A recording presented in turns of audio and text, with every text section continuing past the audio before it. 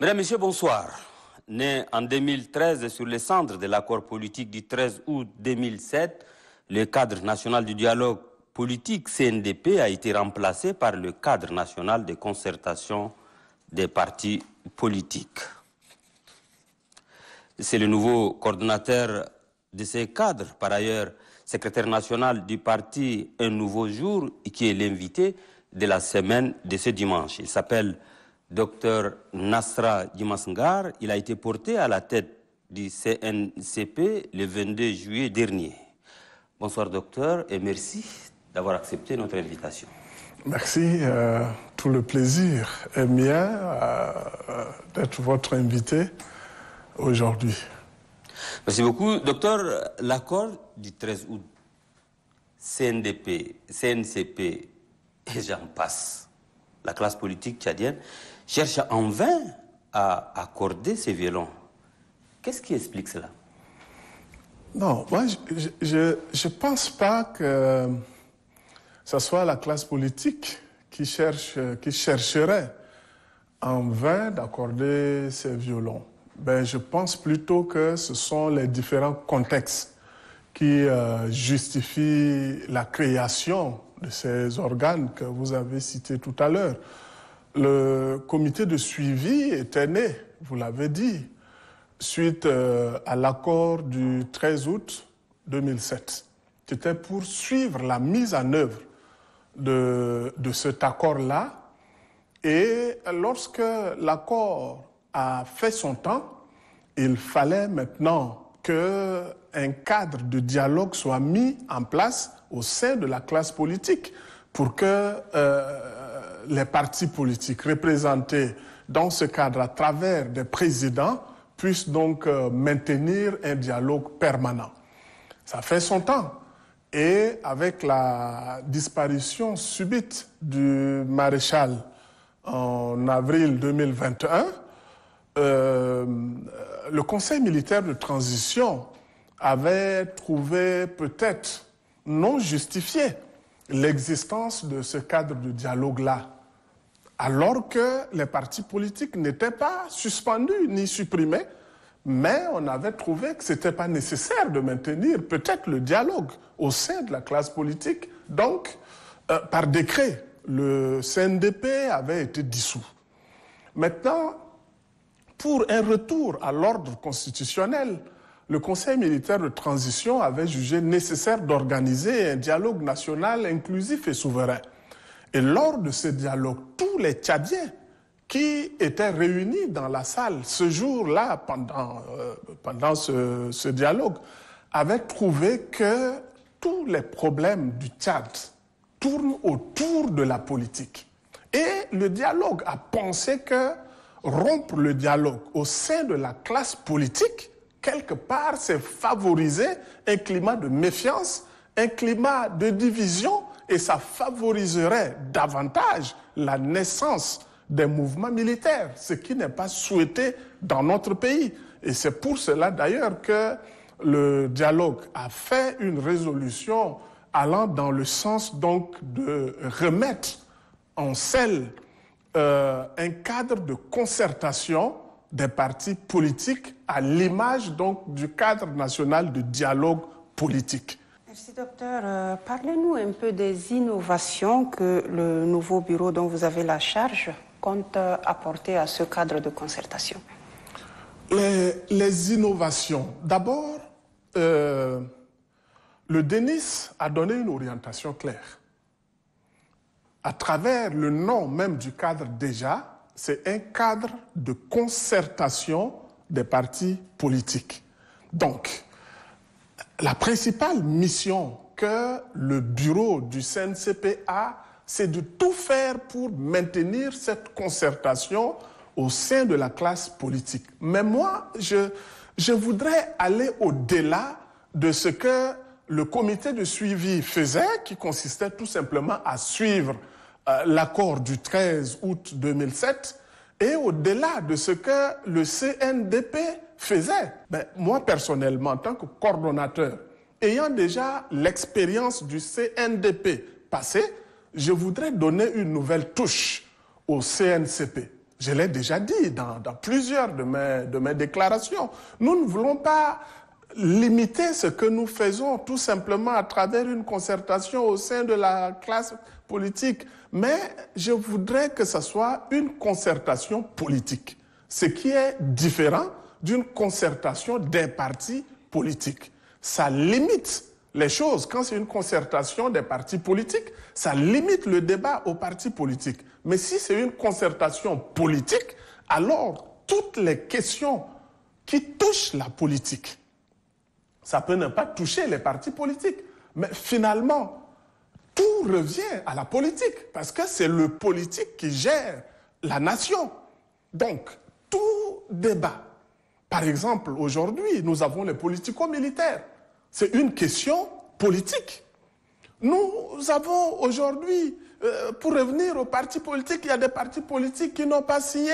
Il y a des partis, il y a même la société civile aujourd'hui qui se retrouve dans la danse politique en disant, par exemple, que nous allons boycotter, nous allons tout faire pour que le référendum ne puisse pas avoir lieu. Donc, toutes ces questions-là se résument à la politique et nous voulons nous saisir de toutes ces questions qui peuvent mettre en mal la politique tchadienne, la question de la gouvernance, la question de l'inclusivité nationale qui fait partie des recommandations du DENIS. Toutes ces questions-là, nous allons les recenser, nous allons les examiner, au besoin faire des suggestions au gouvernement de la transition pour améliorer ce qui se fait pour que le Tchad puisse donc retrouver sa paix, que le peuple tchadien commence à faire confiance à la classe politique. Parce qu'aujourd'hui, quand vous vous présentez quelque part en tant que politicien, qu'est-ce que les gens pensent de vous? Ils pensent que non, celui-là, c'est des gens qui cherchent à manger. Ça, c'est la première des choses. D'autres vont se dire, non, ça, c'est des gens qui mélangent les autres. Et nous allons travailler à recréer cette confiance-là que les Tchadiens, lorsqu'ils voient les hommes politiques, qu'ils se disent, enfin, c'est des gens qui parlent en notre nom, c'est des gens qui prennent en compte nos difficultés, nos problèmes et qui les portent à un autre niveau et qui sont en train de lutter pour que le Tchad, un pas après l'autre, avance vers son développement, que nous ne soyons pas là seulement en train de nous faire des guéguerres, des divisions, non, je suis dedans, je ne suis pas dedans, pourquoi on m'a exclu, pourquoi on ne m'a pas donné à manger, tout ça. Je pense que c'est trop bas et nous allons lutter à sortir de là. Dans la concertation, vous êtes plus de 200 partis politiques. Il y en a 260 aujourd'hui, pour votre information. Il y a certains qui... on dit souvent qu'ils ont leur bureau dans le sac. Est-ce que c'est possible de concerter avec tous ces plus de 200 partis politiques? C'est possible? Oui, mais je pense que nous venons de sortir, par exemple, d'un séminaire qui a rassemblé pas la totalité des 260.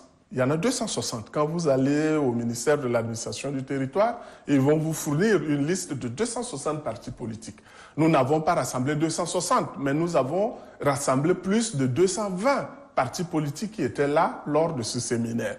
Et il y a eu des discussions, il y a eu des échanges pendant ce séminaire-là. C'est déjà un pas. Et nous sommes en train de réfléchir comment, d'ailleurs, c'est ressorti dans nos textes que nous allons organiser des assemblées générales de tous les partis politiques. Donc, lors de ces assemblées générales, ça ne sera pas pour se chamailler, des trucs, non, non, non. Mais il y aura des thèmes précis que nous allons mettre sur la table. Au lieu que l'assemblée générale dure seulement une journée ou quelques heures, nous allons réfléchir, suivant les moyens qu'on aura, le faire sur 2 jours, sur 3 jours, sur des thèmes bien précis et que chacun ait l'occasion de se prononcer, pas seulement de faire des critiques acerbes, mais de faire des propositions.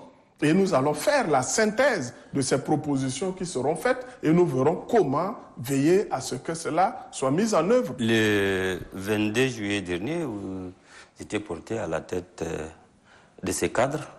Qu'est-ce qui a motivé votre choix? Nos textes disent que lorsque les 51 sont désignés, c'est les 51 qui décident de porter un des leurs à la tête donc du cadre. C'est ce qui a été fait. Les gens se sont retrouvés, ils ont discuté parce que bon, il y avait quelques difficultés au sein du bureau et ils ont trouvé que pour résoudre ce problème, il fallait apporter un léger changement à la tête du cadre. Et ils ont fait puisque le cadre est un cadre indépendant, mais pas indépendance dans tous les domaines. Il faut quand même un garant. Et le garant, c'est le président de la République, le président de la transition, c'est lui le garant. Donc, il faut le mettre au parfum de tout ce qui se fait. Donc, les amis ont proposé une liste de 8 personnes qu'ils jugent aptes à diriger le cadre. Mais pour ne pas trancher, ils ont soumis cela à l'appréciation du garant en lui demandant donc de choisir un parmi les 8. Et un midi, j'ai été appelé et on m'a dit, bon, le garant a trouvé que vous êtes apte à diriger ce cadre-là, donc désormais, c'est vous.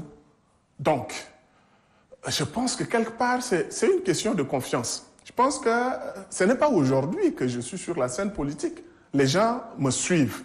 Docteur, n'est-il pas discriminatoire de choisir parmi plus de 200 partis politiques seulement 51 pour représenter l'ensemble de la classe politique tchadienne? Pourquoi ne pas accepter comme membre du cadre national de concertation tous les partis légalement reconnus?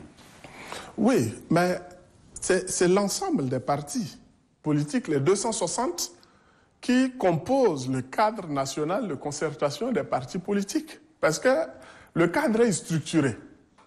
Il y a une plénière composée de 260, en principe de 260 partis, mais comme il y a un protocole d'accord, c'est les signataires. Le 2 mars, il y avait 194, je crois, partis politiques sur les 240 entre-temps. Nous sommes passés à 260, mais à l'époque, c'était en mars dernier, c'était 240. Donc, 194 sur 240 qui avaient signé. Aujourd'hui, où nous sommes en train de parler, nous venons de finir une cérémonie de signature où 8 autres partis politiques se sont ajoutés aux autres. Donc, les signataires, tous les partis politiques signataires forment ce qu'on appelle la plénière du cadre national de concertation des partis politiques. À l'intérieur, il y a une coordination qui coordonne les activités, qui s'occupe de la mise en œuvre des orientations données dans le protocole d'accord et ensuite par la plénière. Donc, c'est les 51 qui ont été choisis. Maintenant, ce choix est basé sur des critères mais clairs, critères défendables, parce que les partis politiques se retrouvent aujourd'hui dans des regroupements. Donc, il y a au moins 25 à 30 regroupements des partis politiques et il y a quelques partis qui ne se retrouvent pas dans des regroupements. Donc, on a accordé des places aux regroupements suivant leur taille. Et leur taille dépend du nombre des partis tout simplement regroupés dans ces regroupements. La permettez la tautologie. Donc, si plus vous êtes nombreux, plus on vous accorde la place. Moins vous êtes, moins vous avez aussi la représentation et les partis non regroupés également, on leur a accordé un quota. Donc, ça veut dire que toute la classe politique se retrouve dans cette coordination de 51 membres. Personne n'est exclu, sauf ceux qui se sont exclus eux-mêmes en refusant de signer le protocole d'accord. Il y en a combien, ceux qui ont refusé de signer? S'il faut parler au jour d'aujourd'hui, il y a 212 partis politiques qui ont signé le protocole. Donc, s'il faut retirer des 260, il va rester une quarantaine. Une quarantaine, parce qu'il y a des partis qui naissent chaque jour. Donc, ceux qui viennent de naître, il y en a qui n'ont même pas tenu encore leur première assise et tout. Donc, ils ne peuvent pas s'organiser pour signer. Et il y en a 8 ou 9 qui ont fait la déclaration pour dire qu'eux, ils ne se retrouvent pas là-dedans. Ceux-là, nous sommes en train de réfléchir pour aller vers eux, pour échanger avec eux. Est-ce qu'ils sont fondés à rejeter tout ce qui se fait ou est-ce qu'il y a la possibilité de les avoir? Je pense que dans un pays, le bon sens voudrait qu'on ne s'exclue pas de ce qui se fait. Votre parti, Un Nouveau Jour, est d'obédience fédéraliste. Oui. Alors, que pensez-vous du référendum du 17 décembre prochain? Répond-il à vos inspirations? Moi, en tant que fédéraliste, j'aurais voulu que ces référendums-là se passent encore autrement. Parce que j'ai été participant au DENIS. Le DENIS, il y avait deux tendances au sujet de la forme de l'État. Il y avait une tendance qui défendait l'État unitaire et une autre tendance qui défendait l'État fédéral. Et moi, j'en fais partie. Il ne faut pas se cacher. Parce que nous pensons que la forme de l'État, beaucoup de gens disent que non, le problème du Tchad là, c'est un problème de mauvaise gestion, c'est un problème d'injustice, c'est un problème de rejet de l'autre, de détournement, des trucs, tribalisme, régionalisme, tous les mots possibles. Et que ce n'est pas la forme de l'État. Mais moi, j'ai dit, attention, la forme de l'État détermine l'exercice du pouvoir, du régime en place. Parce que dans l'État unitaire, les pouvoirs sont résumés, sinon concentrés, entre les mains d'une élite qui est à la tête, qui prend une décision et cette décision descend du haut jusqu'en bas. Alors que dans un État fédéral, la décision part d'en bas vers le haut. C'est une question d'organisation tout simplement de l'État. Je suis désolé, beaucoup de gens pensent que ceux qui défendent la fédération veulent diviser le Tchad, veulent diviser les Tchadiens. Ça peut exister, mais ce n'est pas mon cas. Docteur, vous avez présidé un séminaire qui vient de s'achever, un atelier de formation sous le thème « Cadre juridique des élections référendaires ». Que vise ce séminaire? Oui, nous avons tenu du 23 au 24 de ce mois un séminaire à l'attention donc des leaders politiques.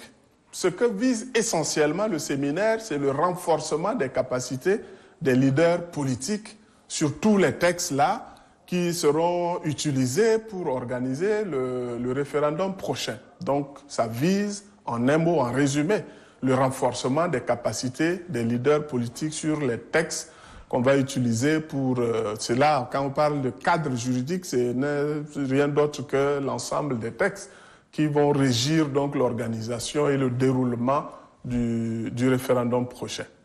La question de l'implication des femmes et des jeunes dans le processus électoral a-t-elle été évoquée pendant ces assises? Mais cette question a été même centrale. Et sans le savoir, parce que les experts qui se sont succédés pour former les leaders politiques sur ces textes-là sont revenus, mais à tour, sur la question des femmes et des jeunes. Mais sans le savoir, déjà, dans mon mot d'ouverture, quand j'ai regardé la salle, il y avait plus de 220 ou 230 participants en salle et les femmes se comptaient sur le bout des doigts. Jeunes, c'est difficile de dire qu'ils sont nombreux ou moins nombreux parce que, bon, quand vous regardez, c'est difficile de dire celui-là est jeune, celui-là est vieux et tout. Mais les femmes, ça se comptait sur le bout des doigts. Et moi, j'ai lancé l'appel. J'ai dit, en tant que parti politique, en tant que leader politique, faisons la place aux femmes. Parce que aujourd'hui, c'est la culture qui maintient les femmes à un niveau peut-être trop bas. Les femmes aujourd'hui, tchadiennes, qui relèvent la tête, se comptent sur le bout de doigt. Aujourd'hui, lorsqu'une femme s'engage en politique, beaucoup de gens pensent que cette femme-là n'est pas une vraie femme. On lui colle une image. Elle n'est pas, il y a quelque chose et tout. Elle ose trop. Comment elle peut parler devant les hommes? Elle est orgueilleuse. Elle n'est pas une femme au foyer. En tout cas, toutes les images possibles. Mais c'est regrettable. Et moi, j'ai dit pendant ce séminaire, pendant mon mot d'ouverture, que le monde aujourd'hui est en train d'évoluer. Les femmes font plus de 52 ou 54% de la population mondiale. Et quand on fait les statistiques, que ce soit dans les écoles maternelles, dans les écoles primaires, au collège, au lycée, les gens qui tiennent la tête sur le plan éducatif, ce sont les filles. Ça, c'est une réalité. Allez-y dans n'importe quelle école. Posez la question et vous saurez. Mais si la femme est aussi intelligente que l'homme à l'école, elle supplante même par moments l'homme en étant première de sa classe et autres. Mais pourquoi? Pour des responsabilités, pour des élections, pour prendre la parole, expliquer des choses. Est-ce qu'elle a des propositions à faire? Est-ce qu'elle a sa vision du monde? On veut lui fermer la bouche? C'est une erreur grave. On n'est pas en train de profiter entièrement de ce que Dieu a voulu donner au monde, malheureusement. Au Tchad, ici, le problème, ce n'est pas que les femmes, on les minimise ou quoi que ce soit, mais c'est elles-mêmes qui s'excluent comme les autres partis politiques. Je ne crois pas. Je ne crois pas. Parce que dans le langage courant au Tchad, c'est très grave. C'est ici qu'on entend le mot Marasakit. C'est ici au Tchad. Ailleurs, moi, j'ai plus vécu au Tchad qu'à l'étranger. Mais c'est au Tchad qu'on entend souvent dire Marasakit, Dene Baya, Dene Banma Patarbe. Quelle est cette femme qui parle comme ça? Quand la femme ose proposer, hausser le ton, donner la direction, tout, mais quelle est cette femme-là? Et on trouve que ce n'est pas du tout normal. Et les femmes qui veulent rentrer dans le moule pour qu'on les trouve comme étant des bonnes femmes, font semblant. C'est vrai, les femmes font semblant de se ranger pour qu'on les accepte. On doit travailler de manière à profiter pleinement des vertus que Dieu a placées dans la femme. On doit lui donner toute sa place. Et cela a été débattu amplement pendant le séminaire. Le docteur, nous acheminons vers la fin de cet entretien. Selon vous, quels sont les principaux défis auxquels sont confrontés les partis politiques dans le cadre juridique des élections référendaires au Tchad? Le premier défi, sinon la difficulté que recèle, parce qu'il y a une loi spéciale portant code électoral référendaire. C'est un code qui a une durée limitée. Dès que le référendum finit, ce code électoral va aussi tomber. Un autre code sera donc élaboré pour organiser le processus suivant. Donc ce code-là a parlé du vote par procuration, sans tenir compte du fait que le référendum a pour circonscription électorale tout le territoire national. Non, ça ressemble à l'élection du président de la République. Si tu es un électeur disposant de ta carte inscrite sur une liste électorale, tu peux voter le jour du vote là où tu te trouves. C'est permis. Maintenant, ce code-là a permis un vote par procuration pour des gens en déplacement, les forces de l'ordre, des gens en déplacement saisonnier, des trucs. Il y a toute une liste là, citée, où on peut donner procuration.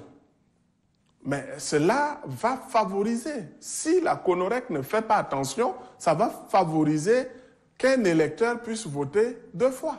Il va dire qu'il est en déplacement, il va donner la procuration à celui qui est inscrit sur la même liste que lui, il va voter, et comme il est permis de voter là où il se trouve, il peut encore exercer un double vote. Ça, c'est l'une des ratées. Deuxième ratée, c'est un débat au niveau juridique qui a eu. Les gens ont dit, le référendum, on consulte le peuple qui répond par oui ou par non. Donc, il ne doit pas y avoir un contentieux du vote référendaire. Ça veut dire quoi? Lorsque le vote finit, on décompte les voix et la CONOREC déclare les résultats bruts ou provisoires, comme vous le voulez, et la Cour suprême déclare les résultats définitifs. On ne peut pas saisir le juge pour dire que ça a été mal organisé ici, il y a eu fraude par là, tout ça, qu'il n'y en aura pas.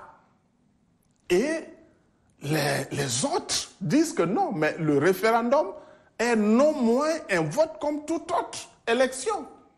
Donc, les partis politiques qui vont aller sur le terrain, battre campagne, d'autres pour oui, d'autres pour non, s'ils estiment qu'il y a manipulation du vote par-ci, par-là, mais il faut qu'ils s'adressent à un organe. Mais cela n'existe pas dans l'actuel code, malheureusement.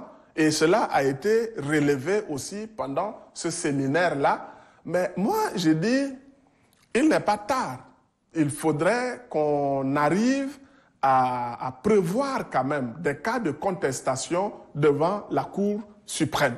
Il faut qu'ils aient l'occasion, s'ils ont constaté des choses, il faut qu'ils aient l'occasion de relever cela devant le juge et que le juge se prononce. Mais si on ne leur offre pas l'occasion de saisir le juge pour contester le déroulement, l'organisation, la décompte des voix, tout ça, si on ne leur donne pas l'occasion, les gens se sentiront comme étouffés. Et lorsque l'homme est étouffé, on ne connaît pas comment il va réagir. On ne maîtrise plus son comportement. Et cela peut être dangereux. Merci d'être venu sur ce plateau pour échanger avec nous sur le cadre national de concertation des partis politiques dont vous êtes le nouveau coordonnateur, mais aussi d'autres sujets bien sûr. Mesdames, Messieurs, merci de nous avoir suivis. Souleymane Diabo et moi-même, Hinda Ahmed Cherif, vous donnons rendez-vous dimanche prochain pour un nouveau numéro d'invité de la semaine. Ce sera avec bien sûr le même plaisir. D'ici là, portez-vous bien.